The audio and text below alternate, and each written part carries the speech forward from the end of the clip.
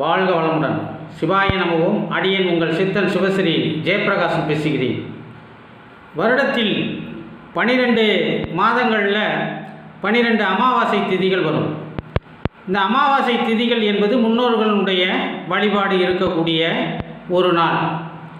இந்த 12 அமாவாசைகளில் 3 அமாவாசைகள் மிகவும் பிரசித்தி பெற்றவை. அதாவது ஆடி அமாவாசை, புரட்டாசி அமாவாசை, தை அமாவாசை. இதில் இந்த புரட்டாசி அமாவாசைங்கிறது மகாலய அமாவாசைன்னு சொல்லுவாங்க.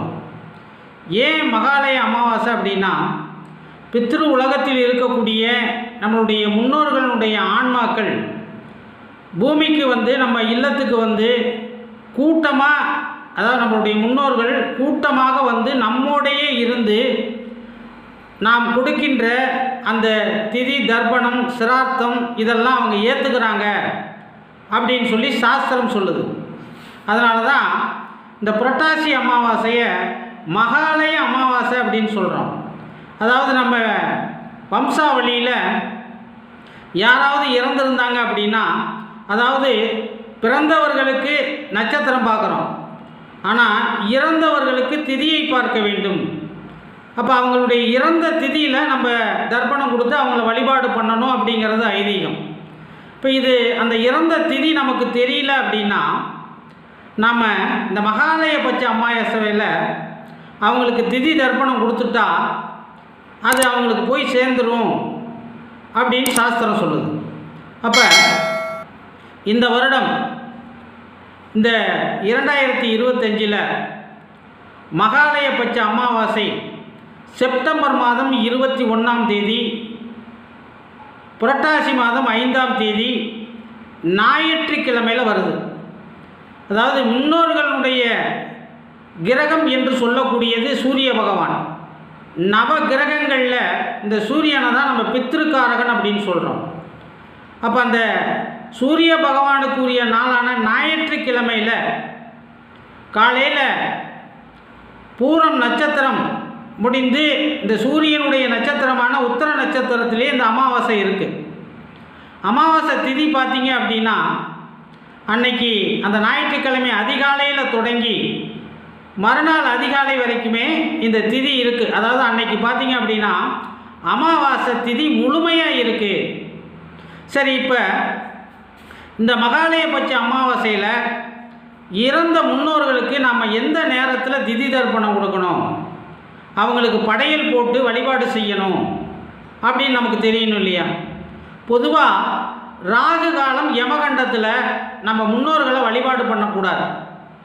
அப்படி இருக்கும் பொழுது ஞாயிற்றுக்கிழமையில் ராகு காலம் என்பது மாலை 4:30 மணியிலிருந்து 6 மணிக்குள்ளே வருது, அதை விட்டுடலாம். ஏன்னா இந்த முன்னோர்களுடைய காலம் என்பது அபராண காலம்னு சொல்லுவாங்க.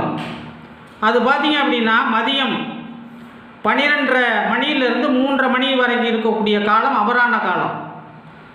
அப்போ அந்த நேரத்தில் பார்த்தீங்க அப்படின்னா இந்த 12 மணியிலிருந்து 1:30 மணிக்குள்ளே யமகண்ட காலம் இருக்குது. இப்போ அந்த நேரத்துலேயே நம்ம அவங்கள வழிபாடு செய்யக்கூடாது. அப்போ திதி தர்ப்பணம் கொடுக்கும் பொழுது காலையில் அதிகாலையிலேயே கொடுத்துடணும். அதாவது உச்சி பொழுதுக்கு முன்னாடியும் சூரிய உதயத்திற்கு பிறகும் உச்சி பொழுதுக்கு முன்னாடியும் எல்லையும் நீரையும் நாம் முன்னோர்களுக்கு கொடுத்து விட வேண்டும்.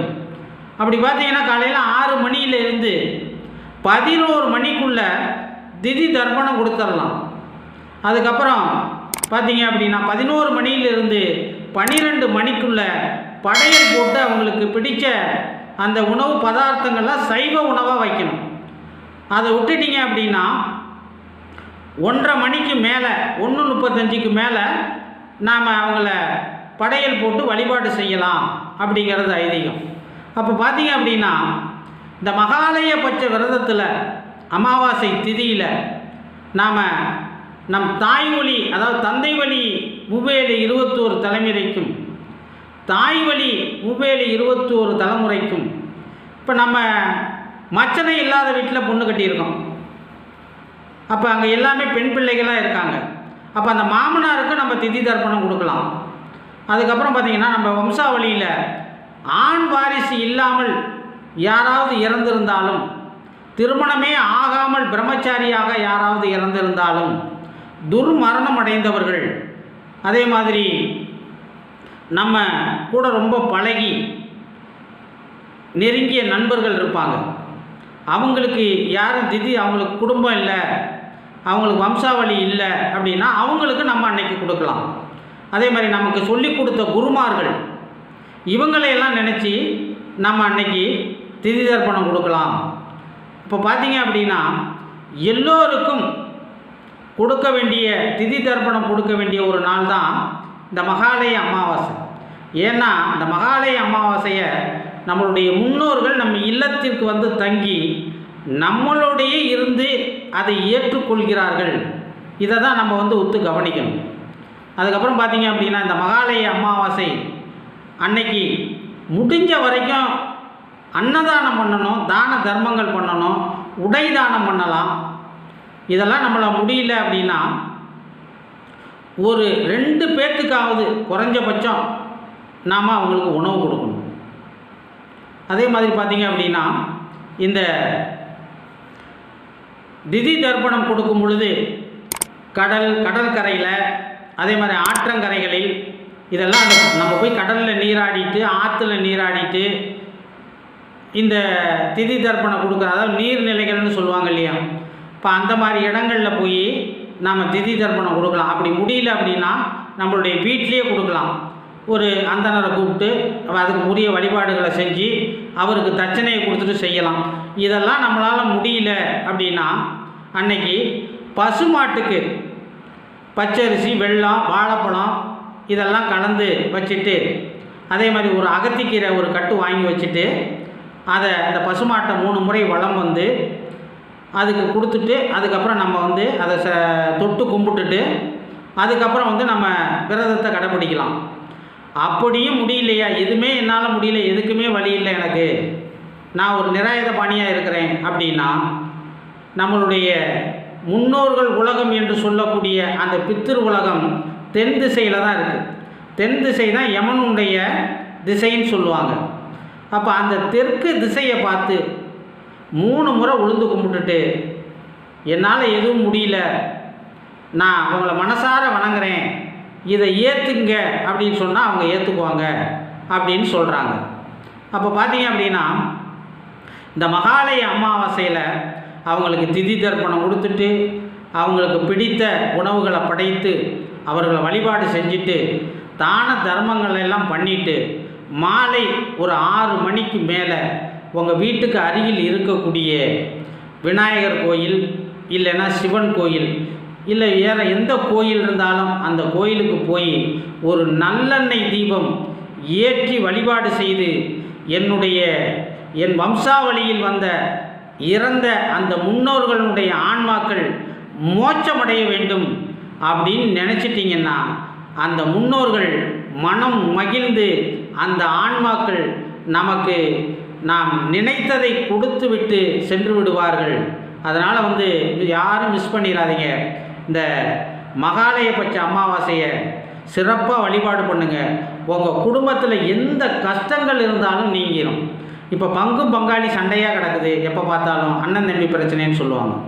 அப்போ நம்ம பங்கும் பங்காளிக்குள்ள சண்டையாக இருக்குது, அதே மாதிரி பூர்வீக சொத்தில் பிரச்சனை இருக்குது, இதெல்லாம் தீரணும் அப்படின்னா இந்த மகாலயபட்ச வழிபாடை செஞ்சு மகாலய அமாவாசையை சிறப்பாக நீங்கள் அதாவது வழிபாடு பண்ணினீங்க அப்படின்னா இந்த பங்காளி சண்டை தீரும். அதே மாதிரி பூர்வீக சொத்தில் ஏதாவது பிரச்சனை இருந்தால், கோர்ட்டு கேஸு வம்பு வழக்கு இருந்தால் கூட அதெல்லாம் ஒரு சுமூகமான நிலை ஏற்பட்டு நமக்கு சாதகமான ஒரு சூழ்நிலையை ஏற்படுத்தும். இதை நல்லா புரிஞ்சுக்கணும். அதனால் வந்து முன்னோர்கள் வழிபாடு என்பது காலங்காலமாக கடைபிடித்து வரக்கூடிய ஒன்று. நம்ம இந்து மத சாஸ்திரத்தில் நாம் யாரால் இந்த பூமிக்கு வந்தோம்? நம்மளுடைய தாய் தந்தையால்.